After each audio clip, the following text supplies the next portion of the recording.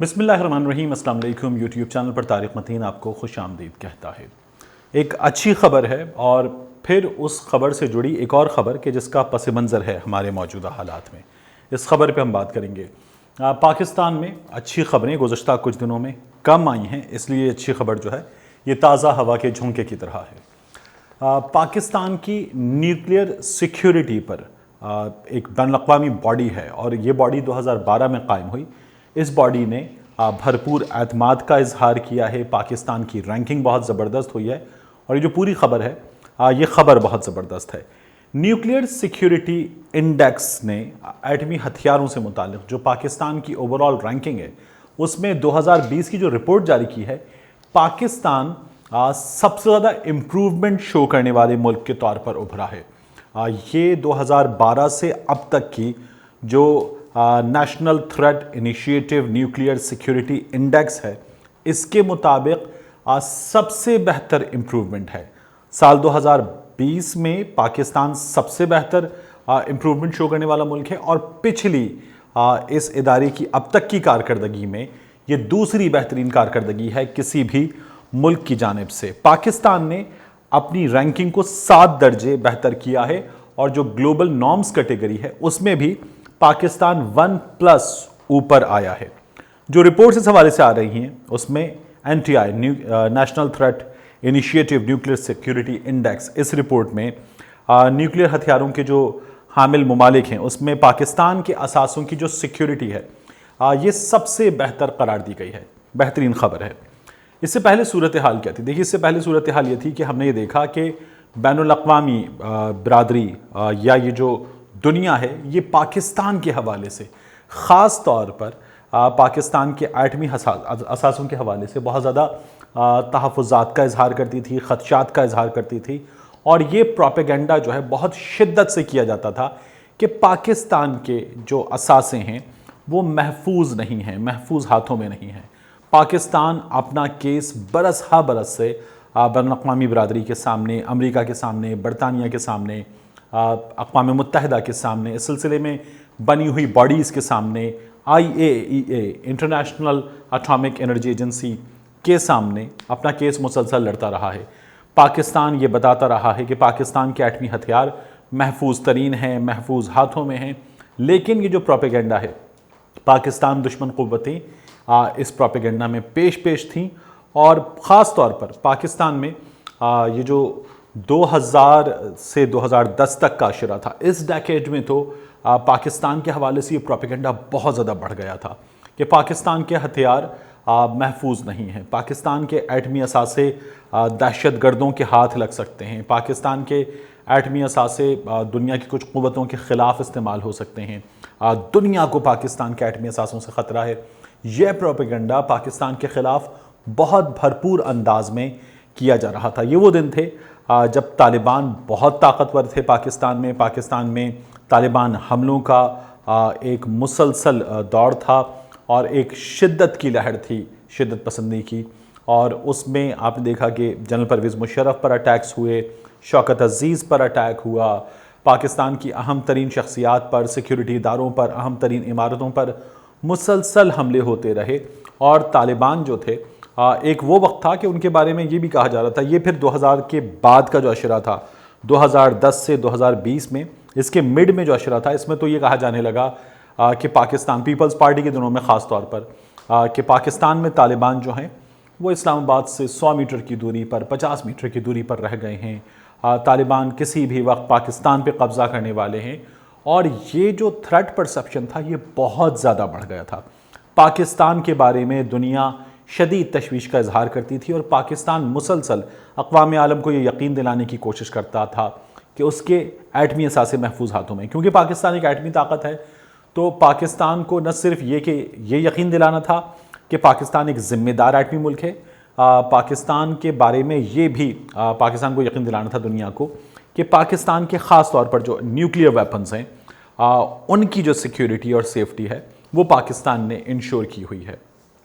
इस रिपोर्ट के मुताबिक साल 2014 में, साल 2016 में, फिर उसके बाद नई हुकूमत आई है, साल 2018 में, गुज़श्ता इस हुकूमत के दौर में بہترین اقدامات کیے گئے ہیں اور ان اقدامات کے نتیجے میں جو پاکستان کی ریٹنگ ہے اس انڈیکس میں وہ بہت بہتر ہوئی ہے۔ پاکستان اس وقت اس انڈیکس میں انڈیا سے بھی ایک درجے اوپر آ گیا ہے۔ یہ 2016 میں بھی ایک امریکن تھنک ٹینک ہے ہارورڈ کینیڈی، اس نے بھی کہا تھا کہ بھارت کے جو ایٹمی ہتھیار ہیں وہ بہت غیر محفوظ ہیں، وہ پاکستان سے کہیں زیادہ غیر محفوظ ہیں۔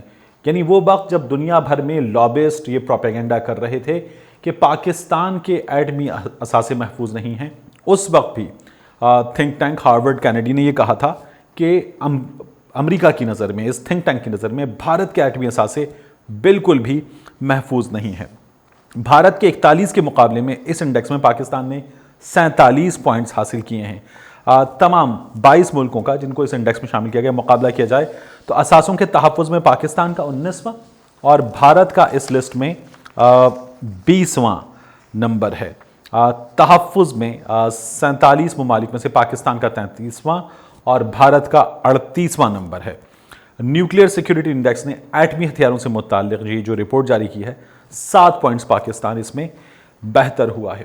تو یہ ایک بہت اچھی خبر ہے۔ اس میں کریڈٹ جو گزشتہ حکومت تھی میاں نواز شریف کی، اس حکومت کے دور میں جو افواج پاکستان کی کوششیں تھیں ان کوششوں کو، اس سے پہلے پاکستان پیپلز پارٹی کے دنوں میں دہشت گردی کی لہر بہت بڑھ گئی تھی، پھر سوات میں راہ نجات آپریشن ہوا، دیگر آپریشنز ہوئے اور ان کے نتیجے میں یہ جو طالبان جو بہت بڑا خطرہ بن گئے تھے ان کا قلع قمع کیا گیا۔ تو ان چیزوں کا کریڈٹ جو ہے یہ ایک تسلسل ہے اور اس تسلسل کو اور امپروو کیا گیا ہے، تو اس کو جاتا ہے پاکستان کے اداروں نے ہمیشہ خود کو ذمہ دار ایٹمی طاقت ثابت کرنے کے لیے دنیا کے سامنے بھرپور کوششیں کی ہیں اور یہ کوششیں ٹھوس کوششیں تھیں جن کے نتائج بھی سامنے آئے ہیں۔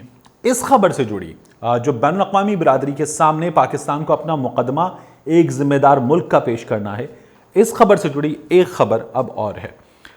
ایک ہے فائنینشیل ایکشن ٹاسک فورس۔ یہ جو ادارہ ہے یہ دہشت گردوں کی مالی معاونت روکنے کے لیے کی جانے والی کوششوں کے حوالے سے کام کرنے والا ادارہ ہے۔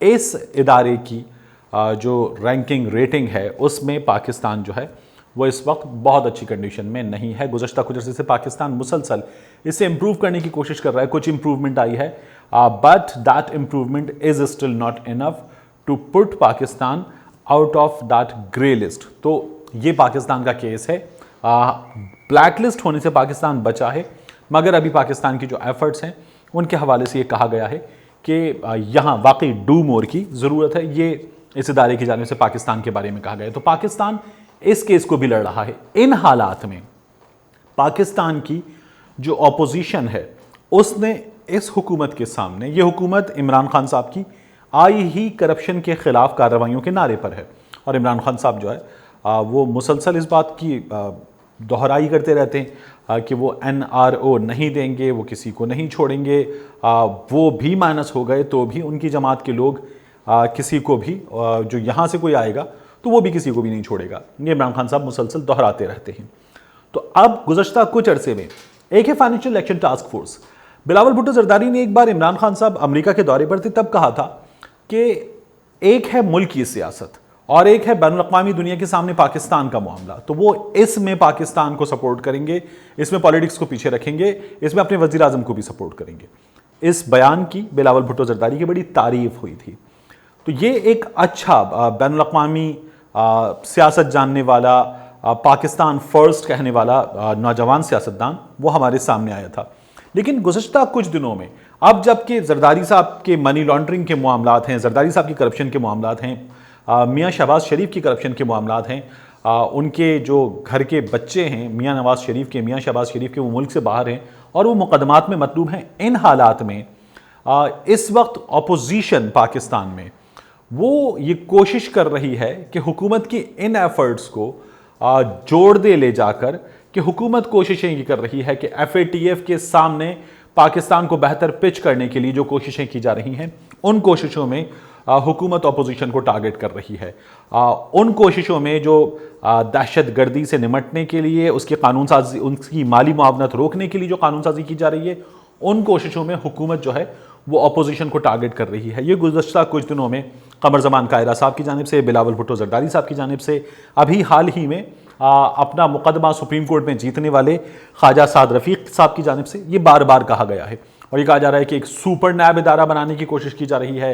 ایف اے ٹی ایف کے معاملات میں جو قانون سازی کرنے کی کوشش کی جا رہی ہے اس میں اپوزیشن کو ٹارگٹ کیا جا رہا ہے۔